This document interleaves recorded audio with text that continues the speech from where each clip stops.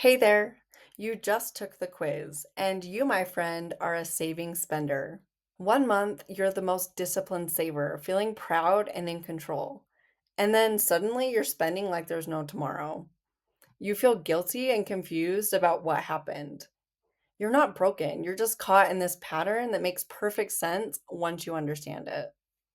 My name is Marianne, and I'm a spending coach. I've been where you are. I know firsthand the shame and guilt that can come from shopping, feeling guilty, feeling shame, only to just repeat this cycle all over again. I help women overcome the urge to shop so that they can break free of this shop shame cycle for good. Being a saving spender means you have characteristics of both a saver and a spender.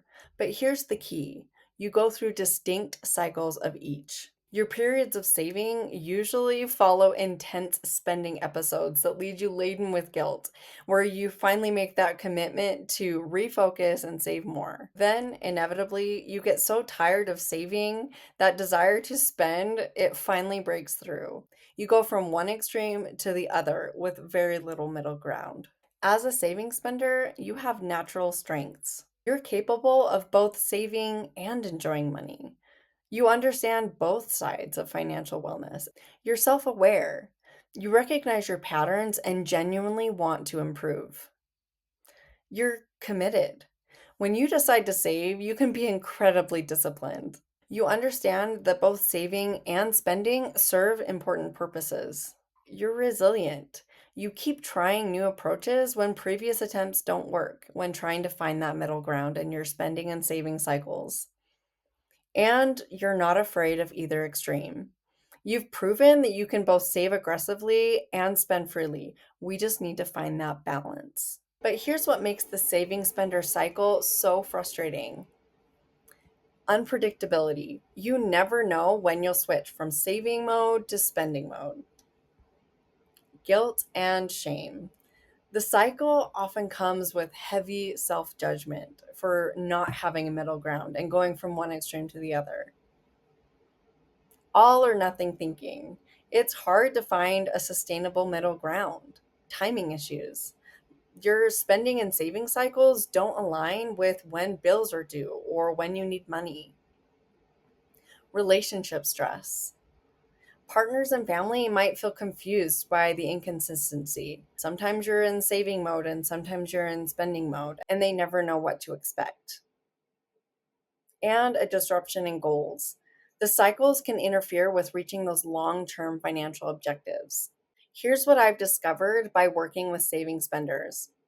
Advice like just automate everything or stick to a budget completely misses why you cycle between extremes in the first place. You don't lack discipline. In fact, you're actually too disciplined in each phase, which makes the cycle unsustainable. Because here's what's really happening: each phase of your cycle is trying to meet a different unmet need.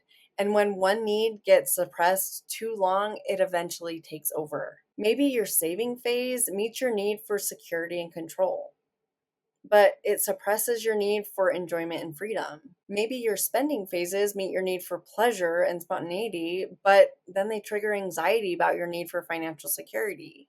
And maybe the whole cycle is actually about your need for balance, but you haven't found a way to meet multiple needs simultaneously. The answer isn't trying harder to stay in saving mode for longer or for beating yourself up when you're in those spending phases.